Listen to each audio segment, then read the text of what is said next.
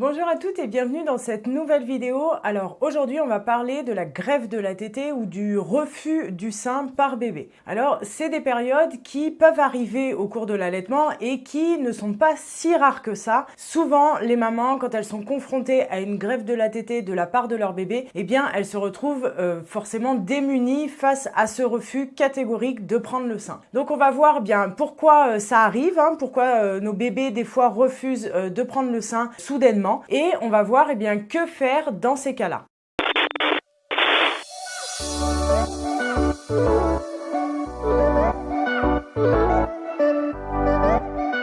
Alors, pour quelles raisons nos bébés peuvent refuser de manière soudaine le sein? Tout d'abord, il faut savoir que nos bébés étant des éponges un petit peu à émotions, ils peuvent se retrouver dans un moment où, avec un environnement par exemple trop chargé émotionnellement, que ce soit des conflits familiaux très durs, que ce soit un déménagement où les parents en fait n'ont pas entre guillemets le temps de donner toute l'attention à leur bébé, eh bien un bébé peut refuser de prendre le sein. Un bébé qui franchit une étape importante dans son développement peut à un moment donné ou à un autre se désintéresser totalement du sein. En général, ça dure vraiment très peu de temps parce que il est trop occupé à regarder ce qui se passe ailleurs. Un bébé, et ça je vous en ai parlé dans une de mes dernières vidéos, un bébé qui a mordu sa maman et dont la réaction de la maman a été trop virulente ou trop vive, peut avoir été refroidi par cette réaction, peut avoir peur de retéter et du coup peut refuser de prendre le sein. Vous pouvez également avoir des bébés qui ont des infections telles par exemple que des muguets. Alors c'est une infection assez courante chez les bébés qui se passe au niveau de leur bouche, qui forment des blessures, des boutons à l'intérieur de leur bouche. Ça peut leur faire mal quand ils tètent. Il peut également y avoir des otites. Quand bébé a mal à l'oreille, simplement le fait de téter peut être très douloureux. Donc vraiment toutes les maladies. Si votre bébé a de la fièvre ou votre bébé a la gastro ou votre bébé a une quelconque infection, ça peut le déranger. C'est un peu comme nous en fait, quand on est malade, des fois on n'a pas forcément envie de manger, mais là ça peut vraiment être causé par des douleurs, notamment au niveau de tout ce qui est la bouche, le nez, les oreilles. Ça peut vraiment empêcher votre bébé de téter. Ça peut être également, alors ça c'est plutôt pour les bébés, notamment dès la maternité, qui ont eu par exemple des tensions lors de l'accouchement ou qui ont des tensions au niveau du cou, de la mâchoire, etc. Ça peut être difficile pour eux de téter et donc pas agréable, ça peut leur faire mal. Donc ça c'est également une piste à évoquer. Et puis, il y a également l'utilisation abusive de la tutute, tout simplement parce que, comme je l'ai déjà expliqué dans de nombreuses vidéos, la succion au sein et la tutute, ce ne sont pas les mêmes, les techniques de succion. Donc du coup, un bébé qui a tout le temps la tutute en bouche, il peut se désintéresser totalement du sein ou ne plus simplement avoir envie d'y accéder vu que son besoin de succion est comblé par la tutute. Ça peut bien évidemment être aussi lié à une confusion synthétine ou une préférence avec le biberon. Donc ça, pareil, je vous en ai parlé dans une autre vidéo. Donc c'est simplement que le bébé préfère tout simplement le débit rapide du biberon, qu'il est habitué comme ça, que ça se passe bien comme ça, et donc du coup il peut rechigner à prendre le sein. Et puis ça arrive dans certains cas où la maman a été séparée de son bébé assez longtemps, c'est-à-dire quelques jours, voire une semaine. Et bien bébé, après quand il retrouve sa maman, alors est-ce que c'est qu'il lui fait la tête ou pas, j'en sais rien, mais en tout cas il peut refuser de prendre le sein, peut-être parce qu'il s'est habitué à une autre manière, peut-être parce que il a été un peu échaudé par cette absence. Bref, il lui faut un temps de réadaptation et certains bébés donc peuvent refuser le sein sur quelques jours. Et puis des fois, on n'y pense pas forcément, mais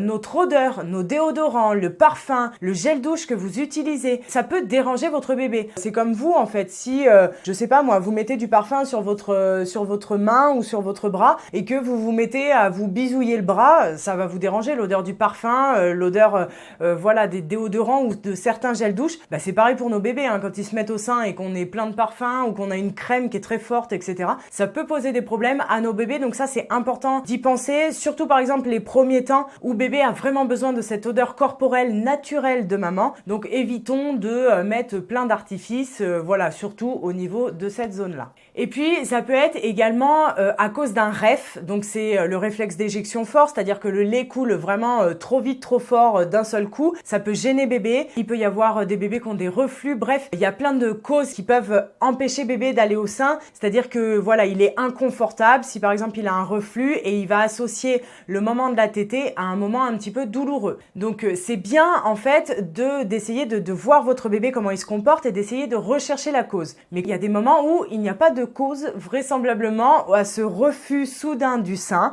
Donc il faut pas s'inquiéter non plus, il faut pas essayer de se prendre trop la tête. Si vous arrivez à identifier la cause, c'est tant mieux parce qu'on va pouvoir enlever ça et du coup, bébé va pouvoir revenir au sein de manière assez rapidement. Et si vous n'arrivez pas à identifier la cause, ce n'est pas grave, vous pouvez quand même faire quelque chose. Si par exemple, votre bébé refuse le sein, ça peut aller de quelques jours, 24, 48 heures, quelques jours, à des fois peut-être une semaine. C'est pas que votre bébé veut se sevrer. Il ne faut pas confondre le sevrage avec une greffe de la tétée. Souvent, si par exemple votre bébé arrête de téter soudainement à l'âge de 10 mois, beaucoup de votre entourage vont vous dire c'est qu'il en a plus envie, il en a plus besoin, c'est bon, tu l'as assez allaité donc tu peux t'arrêter. C'est pas signe de sevrage. Une greffe de la tétée peut très bien s'arrêter et bébé recommence à téter de très longs mois derrière. Donc vraiment, si vous êtes en présence d'une greffe de la tétée, mettez-vous pas en tête que c'est la fin de votre allaitement. Non, ça veut rien dire du tout. À 10 mois, un bébé ne se sèvre pas de manière naturelle. Il y a forcément quelque chose et voilà, c'est bien de trouver la cause ou sinon en tout cas d'y remédier. Il peut également arriver que notre bébé refuse seulement un seul sein. Alors dès le début ou au cours de l'allaitement. C'est fréquent en fait qu'il y a des bébés déjà qui préfèrent un sein à l'autre, donc ça arrive fréquemment, mais il y a des bébés qui refusent catégoriquement un sein. Alors on peut trouver ça dans des cas de mastite par exemple où le bébé va refuser de prendre une fois la mastite traitée le sein qui a été infecté et qui est traité parce que le lait peut changer de goût. Alors c'est pas mauvais pour le bébé mais c'est simplement que le lait peut changer de goût. Il peut y avoir tout simplement un sein qui fonctionne moins bien que l'autre, qui coule moins vite, qui a moins de lait et que bébé il n'a pas de préférence particulière. Il peut y avoir aussi bébé qui préfère une certaine position plutôt que sur l'autre bras par exemple. Ça peut être également votre mamelon qui est un peu plus bizarre d'un côté que de l'autre. Ça peut être également des canaux lactifères qui ont été endommagés par exemple lors d'une réduction ou d'une augmentation mammaire et donc du coup bébé va préférer plutôt le sein qui fonctionne bien entre guillemets. Donc là vous pouvez très bien allaiter d'un seul sein, c'est tout à fait possible, mais si votre autre sein fonctionne correctement, eh bien il faut veiller à tirer aussi le lait, veiller à ne pas être engorgé, à ne pas faire de mastite derrière, mais en tout cas sachez que bébé peut refuser un seul de nos seins. Alors maintenant, que faire en cas de refus? Comme je viens de vous le dire, tout d'abord il faut essayer de supprimer la cause. Une fois cette cause supprimée ou si on n'a pas trouvé pourquoi bébé refusait le sein, il faut essayer de réapprivoiser votre bébé, tout simplement en lui redonnant envie de revenir au sein. Donc surtout ne pas le forcer, surtout ne pas se prendre la tête et stresser. Je sais que ça peut être stressant un bébé qui refuse de manger, on est bien d'accord. C'est souvent angoissant, les mamans peuvent se retrouver démunies, on peut même se sentir rejetée en tant que maman, ça arrive chez certaines, mais en tout cas il faut pas que ça devienne une obsession. Vous inquiétez pas, ça va passer, votre bébé va revenir à votre sein. Donc essayez de lui redonner envie tout simplement en faisant du pot à pot, en le portant. Certains bébés peuvent aimer téter en marchant par exemple, donc quand vous le portez en porte-bébé, vous le faites téter en même temps. Vous pouvez également le faire téter quand votre bébé commence à s'endormir, qu'il est un petit peu dans les vapes ou même qui commence à rentrer dans le sommeil. C'est souvent des moments propices, notamment la nuit, pour faire retéter bébé. Lui redonner également toute l'attention si par exemple vous êtes en plein déménagement, que bébé s'est senti un petit peu exclu de votre histoire et que du coup il a besoin de toute l'attention, de toute l'affection dont un bébé a besoin. Donc là c'est le moment de lui accorder toute l'attention, de lui parler, de lui expliquer. Enfin vraiment il faut reconstruire cette relation entre guillemets qui n'est pas cassée bien évidemment, mais qu'il faut essayer de le réapprivoiser avec plein de petites techniques. Et puis bien évidemment ne pas hésiter à tirer votre lait pendant cette courte période où bébé va refuser de prendre le sein. Tirez votre lait pour déjà éviter l'engorgement. Si bébé tète pas, vos seins vont être plus que remplis. Donc ça peut être dangereux, ça peut engorger les seins. Et puis aussi pour entretenir la lactation, parce que qui dit engorgement, le sein va comprendre qu'il n'y a plus personne qui tète. Donc du coup, il va produire moins de lait. Donc bien stimuler le sein pendant cette période. Et puis le piège, c'est d'introduire les compléments de lait artificiel avec un biberon, parce que du coup, ça va peut-être faire qu'empirer la situation. Donc vous pouvez tirer votre lait, le donner avec un gobelet, une tasse, voilà, à bébé pour qu'il se nourrisse. Si celui-ci est diversifié, bah tant mieux, vous lui donnez à manger et puis bah voilà, c'est vraiment des tétés plaisir pour le remettre au sein. Donc voilà, en tout cas, il faut bien veiller à votre lactation et ne pas stresser non plus pour bébé. Il y a plein d'autres manières de le nourrir pendant cette période. Donc voilà en ce qui concerne la greffe de la tétée, le refus soudain. Donc bien évidemment, si ça vous arrive, j'ai oublié de le préciser, mais si ça vous arrive, là on a parlé tout au long de l'allaitement, mais si ça vous arrive notamment dès les premières semaines de l'allaitement, c'est bien de vous faire accompagner par un professionnel de santé, par une conseillère en lactation, qui pourra vraiment déterminer quelle est la cause. Est-ce que c'est parce qu'il y a eu une tension et il y a besoin de voir un ostéo? Est-ce que c'est parce que bébé a un frein et que du coup il a du mal à téter? Bref, il y a plein d'autres raisons aussi, notamment dans les débuts. Donc n'hésitez pas à vous faire accompagner.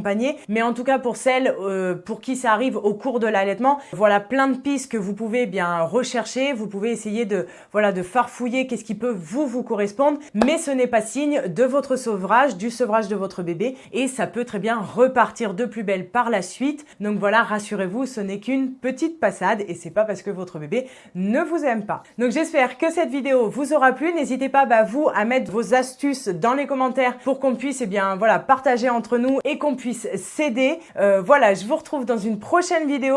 Ciao!